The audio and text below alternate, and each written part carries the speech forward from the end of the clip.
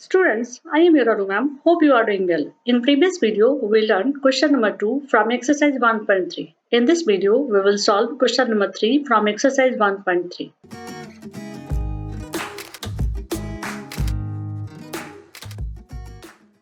Now question number 3. Prove that the following are irrationals. In this question, there are three parts. In first part, question is 1 by root 2. In second part, question is 7 root 5. In third part, question is 6 plus root 2. Actual में ये सभी irrationals हैं, लेकिन हमें इस question में proof करना है कि ये सब इरेशनल्स हैं और इन सबको इरेशनल्स प्रूव करने के लिए हमें कुछ कॉन्सेप्ट्स का रिवीजन करना होगा और वो कॉन्सेप्ट्स हैं rational numbers, irrational numbers and को प्राइम नंबर्स।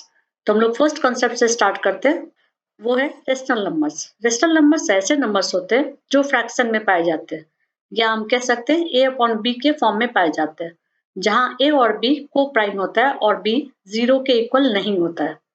नेक्स्ट कॉन्सेप्ट है इरेशनल नंबर्स। इरेशनल नंबर्स वैसे नंबर्स होते हैं जो फ्रैक्शन में नहीं पाए जाते और हम कह सकते हैं a अपॉन b के फॉर्म में नहीं पाए जाते। नेक्स्ट कॉन्सेप्ट है को प्राइम नंबर्स। को प्राइम नंबर्स ऐसे दो नंबर्स होते हैं जिसका कॉमन फैक्टर 1 होता है। एग्जाम्पल के तौर पर हम लोगों ने टू नंबर्स लिए हैं, वो है 2 एंड 3, क्योंकि 2 एंड 3 का कॉमन फैक्टर 1 होता है। अब हम लोग हर एक पार्ट को प्रूव करेंगे कि कैसे ये इरेशनल नंबर्स है। तो पहला पार्ट है 1 by root 2। So prove that 1 by root 2 is irrational. इसका प्रूविंग हम लोग प्रूफ बाय कंट्राडिक्शन के बेसिस पर करेंगे और स्टार्टिंग में हम लोग सॉल्यूशन ना लिख करके प्रूफ लिखेंगे। Now let us assume to contrary that 1 by root 2 is rational.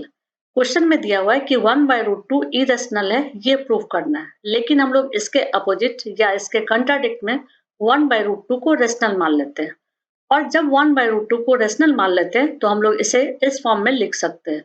It means 1 by root 2 equals to a upon b, where a and b are co-prime and b is not equals to 0.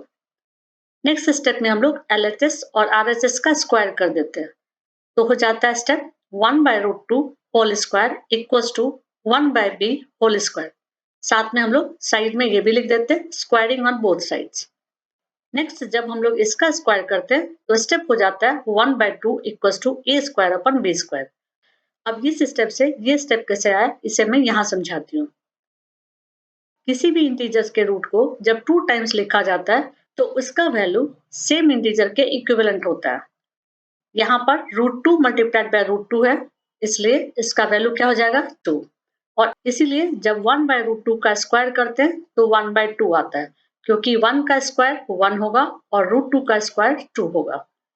Next a upon b square को हम लोग a square upon b square लिख सकते हैं, इसीलिए यहाँ पर a upon b square की जगह पर a square upon b square लिखे। नेक्स्ट स्टेप में हम लोग इसका क्रॉस मल्टीप्लाई कर देते हैं। जब 2 को a स्क्वायर से मल्टीप्लाई करते हैं तो होता है 2a स्क्वायर, और जब b स्क्वायर को 1 से मल्टीप्लाई करेंगे तो हो जाएगा b स्क्वायर। अब इसे हम लोग इक्वेशन 1 मान लेते हैं। नेक्स्ट स्टेप में हम लोग इस 2 को b स्क्वायर के नीचे लिख देते हैं, तो स्टेप हो जाता है a square equals to b square upon 2। और यहाँ हम लोग क्या देख रहे हैं कि b स्क्वायर को 2 डिवाइड कर रहा है और 2 एक प्राइम नंबर है। तो अकॉर्डिंग टू थ्योरम 1.3, यदि किसी इंटीजर के स्क्वायर को कोई प्राइम डिवाइड कर रहा हो तो सेम इंटीजर को सेम प्राइम डिवाइड कर सकता है। ओके, यहाँ मैंने लिखा है थ्योरम 1.3, लेकिन आप एग्जाम में थ्योरम 1.3 नहीं लिख करके पूरी थ्योरम को लिखेंगे। ओके, अब हम लोग इस स्टेप को इक्वेशन 2 मान लेते हैं। अब नेक्स्ट स्टेप के लिए हम लोग b का कोई वैल्यू रख लेते हैं और b का वैल्यू मान लेते हैं 2m है, जहां m एक इंटीजर है। m अल्फाबेट की जगह पर आप कोई दूसरे अल्फाबेट का भी यूज कर सकते हो। ओके, अब हम लोग b इक्वल्स टू 2m के वैल्यू को इक्वेशन 1 में सब्स्टिट्यूट करते हैं।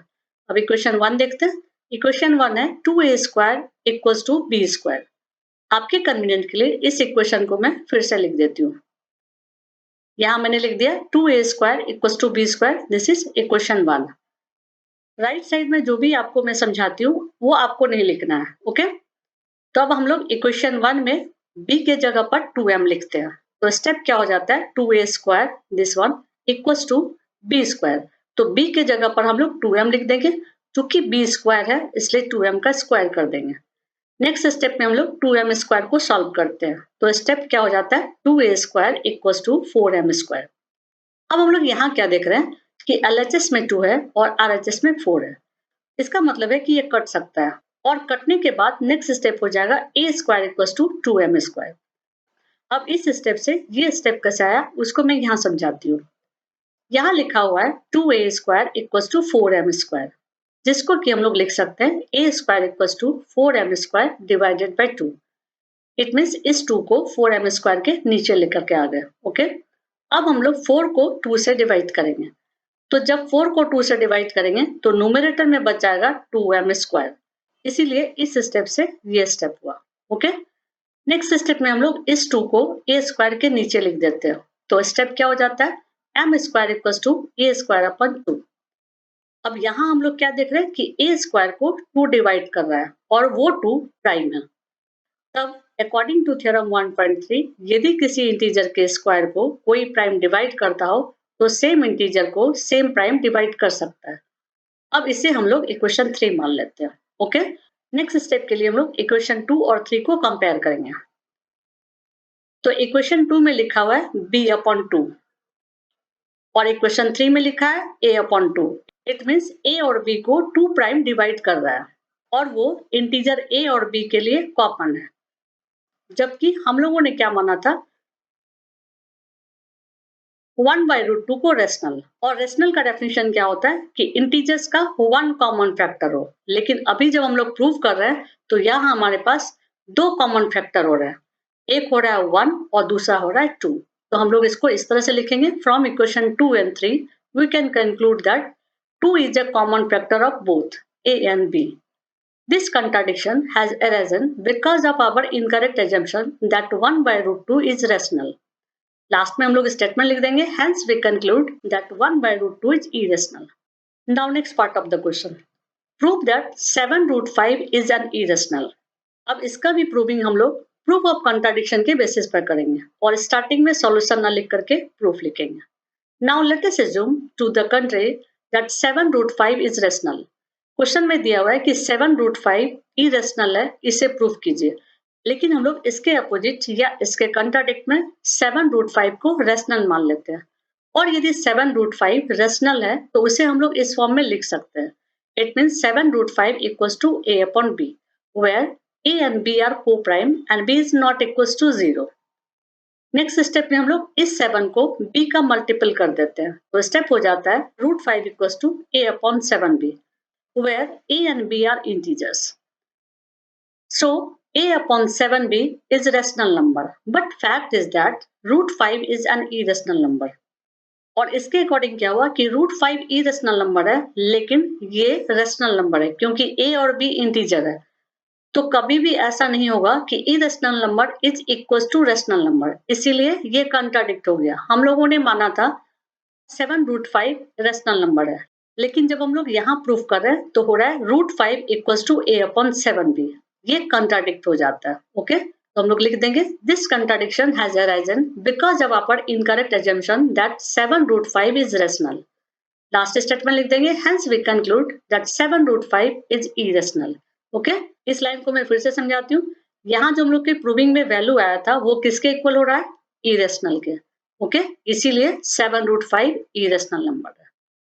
अब इसी क्वेश्चन को मैं कॉन्सेप्ट बेसिस से समझाती हूँ, लेकिन आपको एग्जाम में पहले वाले मेथड को ही बनाना है। अब वो कॉन्सेप्ट क्या है, कॉन्सेप्ट है properties of rational and irrational numbers.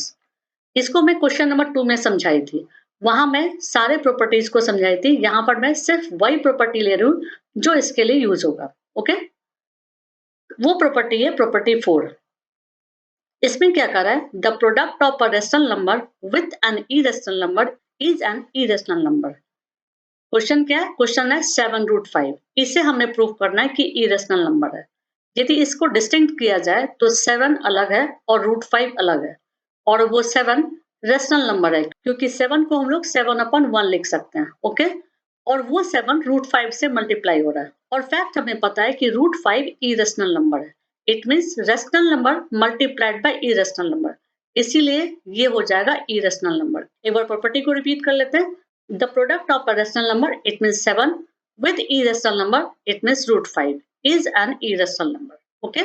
इसीलिए 7√5 इरेशनल नंबर हो गया। लेकिन आपको एग्जाम में सॉल्व फर्स्ट वाले मेथड से ही करना है। Okay, now third part of the question, prove that 6 + √2 is irrational. इसका प्रूविंग भी हम लोग प्रूफ ऑफ कंट्राडिक्शन के बेसिस पे करेंगे और स्टार्टिंग में हम लोग सॉल्यूशन ना लिख करके प्रूफ लिखेंगे। Now let us assume to contrary that 6 + √2 is rational. Question में दिया हुआ है 6 + √2 इरेशनल है, लेकिन हम लोग इसके कॉन्ट्राडिक्ट में या इसके अपोजिट में मान लिए कि 6 + √2 इज रेशनल। और यदि 6 + √2 रेशनल नंबर है तो हम उसे इस फॉर्म में लिख सकते हैं। It means 6 + √2 = a/b, where a and b are co-prime and b is not equals to 0। Next step में हम लोग इस 6 को इक्वल्स टू के इधर लेकर के आ जाएंगे और जब 6 को इक्वल्स टू के इधर लेकर के आते हैं तो वो -6 हो जाता है। तो नेक्स्ट स्टेप हो जाएगा √2 = a/b -6। नेक्स्ट स्टेप में हम लोग इस 6 को 6/1 लिख सकते हैं। तो स्टेप हो जाएगा √2 = a/b -6/1, क्योंकि हमें इसे सॉल्व करना है। और नेक्स्ट स्टेप में हम लोग b और 1 का एलसीएम निकालेंगे और इसे सॉल्व कर देंगे। तो नेक्स्ट स्टेप हो जाएगा √2 = a -6b/b। Since a and b are integers, therefore this shows a -6b/b is a rational number. But fact is that √2 is an irrational number. और यहाँ जब हम लोगों ने प्रूव किया है तो क्या स्टेप हो रहा है, √2 = a -6b/b, जहाँ a और b इंटीजर्स है और यदि a और b इंटीजर्स होगा तो ये रेशनल नंबर हो जाएगा। ओके, लेकिन प्रूविंग हमें क्या बता रहा है कि √2 = दिस वन, और फैक्ट ये है कि √2 इरेशनल नंबर है, तो कभी भी irrational is equals to rational नहीं हो सकता है। ओके, इसलिए जो हम लोग एज्यूम किए थे वो कॉन्ट्राडिक्ट हो गया। ओके, तो लास्ट में हम लोग क्या लिख देंगे, this contradiction has arisen because of our incorrect assumption that 6 + √2 is rational. अब लास्ट स्टेटमेंट लिख देंगे, hence we conclude that 6 + √2 is irrational. इसी क्वेश्चन को मैं कॉन्सेप्ट वाइज रेशनल और इरेशनल की प्रॉपर्टी से समझाती हूँ, लेकिन आपको एग्जाम में इसी मेथड को करना है। रेशनल और इरेशनल नंबर्स के 4 प्रॉपर्टीज हैं, लेकिन इस क्वेश्चन के लिए प्रॉपर्टी 3 एप्लीकेबल है, तो हम लोग सिर्फ प्रॉपर्टी 3 को पढ़ते हैं। तो प्रॉपर्टी 3 है, द सम और difference of a rational and irrational number is an irrational. Okay, अब हम लोग इस प्रॉपर्टी को क्वेश्चन से लिंक करते हैं। क्वेश्चन में दिया हुआ था 6 + √2 को इरेशनल प्रूफ करना है, जहां 6 रेशनल नंबर है, क्योंकि 6 को हम लोग 6/1 लिख सकते हैं, एंड देन प्लस √2 जो कि √2 इरेशनल नंबर है। तो प्रॉपर्टी के अकॉर्डिंग क्या होगा, द सम और difference of a rational is 6 and irrational number, it means √2 is an irrational, इसीलिए ये नंबर इरेशनल नंबर हुआ। ओके, इस क्वेश्चन के सेकंड पार्ट और थर्ड पार्ट को हम लोग दो मेथड से समझ गए, एक प्रूविंग करके और दूसरा प्रॉपर्टीज के अकॉर्डिंग। यदि वीडियो पसंद आया हो तो प्लीज लाइक एंड शेयर जरूर करें। नेक्स्ट वीडियो में हम लोग एक्सरसाइज 1.4 को कॉन्सेप्ट के साथ करेंगे। That's it. यदि आपको वीडियो पसंद आए तो लाइक कर दीजिएगा और आगे के वीडियोस को देखने के लिए सब्सक्राइब कर दीजिएगा।